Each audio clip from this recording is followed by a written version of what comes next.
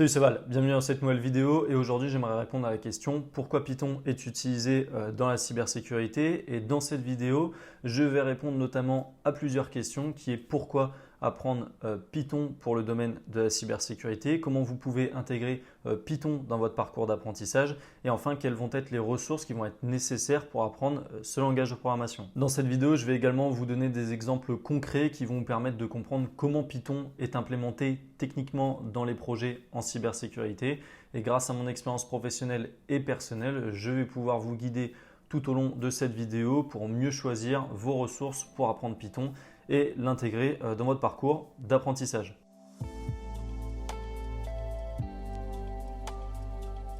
Alors tout d'abord, il faut savoir que Python, c'est un choix qui est relativement populaire dans le domaine de la cybersécurité. On va notamment le retrouver dans l'intégration des API avec les produits de sécurité. On va le retrouver également dans le forensic, le reverse engineering. Pour ceux qui s'intéressent aux exploits, il y a un site qui s'appelle ExploitDB qui est relativement connu dans le domaine de la sécurité informatique et qui regroupe un grand nombre de chercheurs et qui publie des preuves de concept, donc des proof of concept. Et ces preuves de concept sont généralement écrites en Python.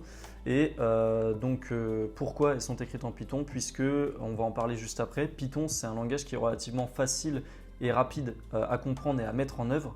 Et donc forcément, les chercheurs, leur but c'est d'obtenir leur CVE le plus rapidement possible. Et donc Python justement les aide à écrire leurs preuves de concept le plus rapidement possible. Et donc généralement, il va falloir avoir des bases solides en Python pour comprendre ces exploits.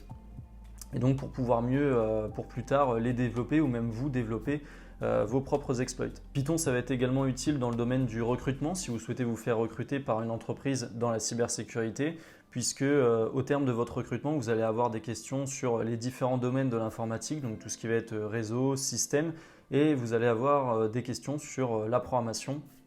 Et donc Python peut vous amener à répondre à la plupart des questions. Pourquoi? Puisque comme je vous l'ai dit, et on va y revenir un petit peu plus tard, Python il est facile à comprendre et facile à lire. Et donc c'est un bon point de départ si vous souhaitez apprendre les bases de la programmation.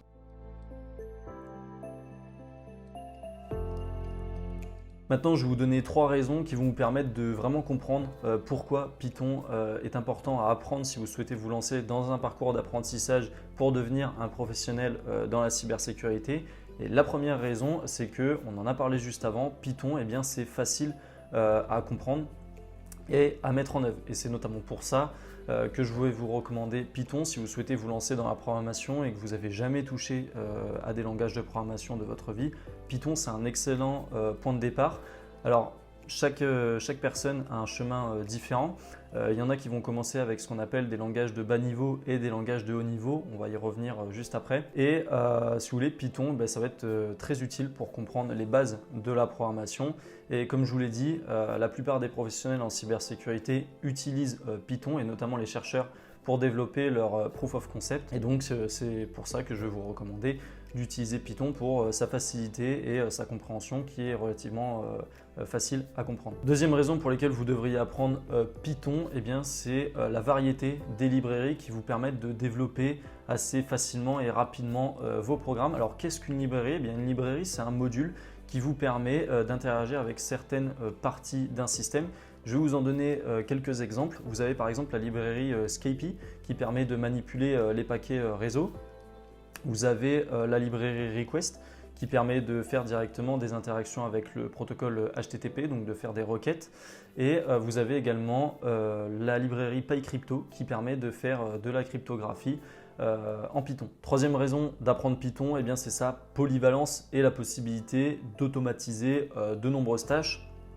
Et qu'est-ce que j'entends par polyvalence? Eh bien Python, il n'est pas seulement utilisé dans le domaine de la cybersécurité, mais il est également utilisé dans l'intelligence artificielle, dans le domaine du big data et du traitement de la donnée. Et c'est donc pour ça que je vais vous orienter vers Python, puisque vous n'allez pas seulement l'utiliser dans le domaine de la cybersécurité, mais si plus tard vous êtes amené à changer de poste et à traiter de la donnée, eh bien Python va être relativement intéressant pour sa polyvalence. Ensuite, Python il va être également utilisé pour l'automatisation de certaines tâches qui vont être répétitives, notamment dans la surveillance de la sécurité d'un réseau, mais également dans le parsing des journaux d'événements.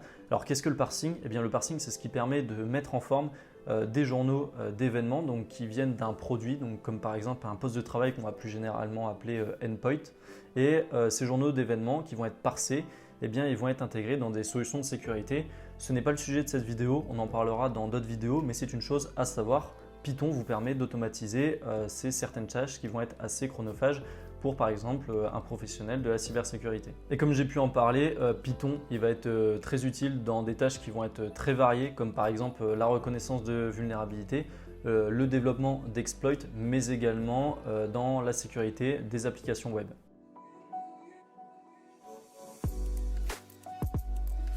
Alors, comment intégrer Python à son parcours d'apprentissage? Eh bien, tout d'abord, il faut commencer par les bases. Si vous n'avez jamais touché à des langages de programmation et même à la programmation dans sa généralité, eh bien, il faut commencer par les bases. Et donc, les bases de Python, eh bien, c'est quoi? C'est comme à peu près tous les langages de programmation, on va avoir les boucles, les types de données, donc ce qui va être variable, on va avoir les fonctions et on va avoir les conditions. Et donc tout ça, c'est ce qui va composer les bases de Python et c'est notamment ce qui va vous permettre de les utiliser dans d'autres langages de programmation. C'est-à-dire que ce que vous allez apprendre ici, comme par exemple les boucles, les boucles, c'est ce qui va être utilisé dans d'autres langages de programmation. Et donc le fait de l'apprendre avec Python, eh bien, ça va vous permettre de mieux les comprendre quand vous allez les utiliser avec d'autres langages de programmation. Ensuite, une fois que vous avez les bases de Python, donc on va dire la théorie, il va falloir se lancer dans le développement de projets. Et donc tout d'abord, il va falloir s'orienter vers des projets qui ne sont pas très complexes, c'est-à-dire comme par exemple développer une calculette en Python, développer un mini-jeu en Python. Et donc après, on va s'orienter doucement vers des projets orientés sécurité, donc pour l'aspect sécurité de l'informatique. Mais avant ça, comme j'ai pu déjà le préciser dans d'autres de mes vidéos, il va tout d'abord vous falloir des bases en réseau, en système et en sécurité des applications. Et donc avant de vous lancer dans des projets orientés sécu, eh bien, ayez des bases déjà dans ces domaines-là, donc comme par exemple le réseau et le système. Pour vous donner un exemple très concret, si aujourd'hui vous souhaitez tester la disponibilité d'un site web pour savoir s'il est en ligne ou s'il est déconnecté, eh bien, vous allez avoir besoin de la librairie Request dont on a parlé juste avant, qui va vous permettre de faire des requêtes HTTP.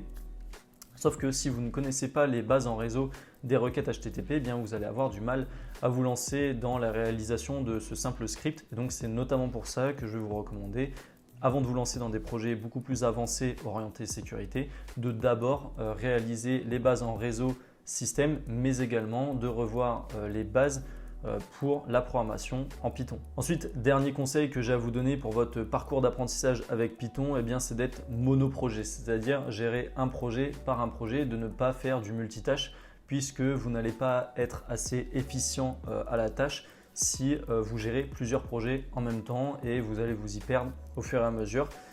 Et donc c'est notamment pour cela que je vais vous recommander de faire un projet par un projet, c'est-à-dire que si vous débutez en programmation avec Python, eh bien faites un seul projet et ensuite développez un deuxième projet si vous avez bien compris votre premier projet.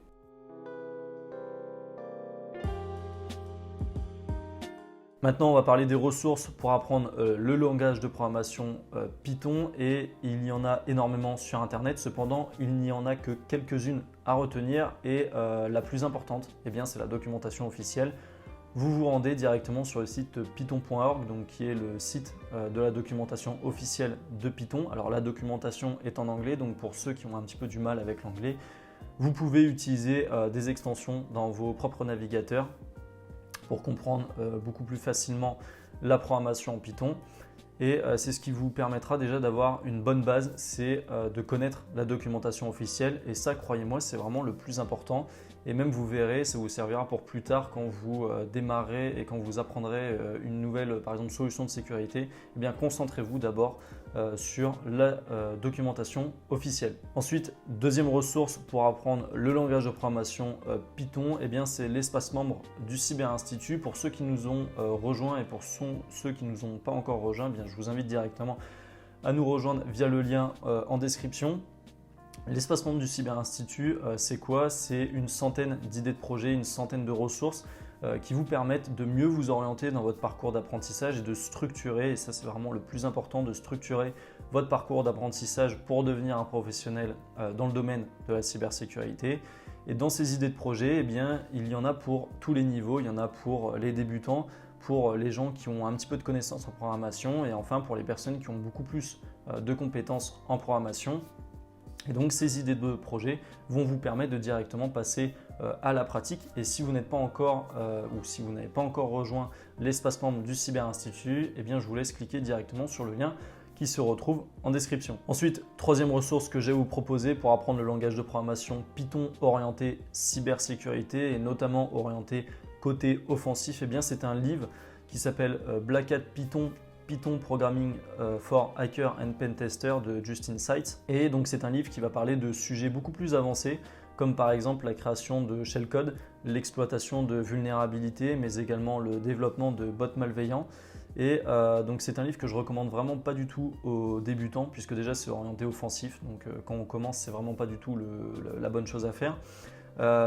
Et c'est un livre qui va traiter de sujets avancés, donc avant de vous lancer dans la lecture de cet ouvrage, je vous recommande fortement d'avoir des bases solides en langage de programmation et notamment avec Python si vous souhaitez développer les projets qui se trouvent directement à l'intérieur de cet ouvrage.